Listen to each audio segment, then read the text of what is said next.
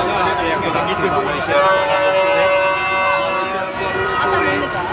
Petronas twin টাওয়ারের নিচে। আপনারা দেখুন এখানে হাজার হাজার মানুষ এসে উপস্থিত হয়েছে। আমি আপনাদের দেখাচ্ছি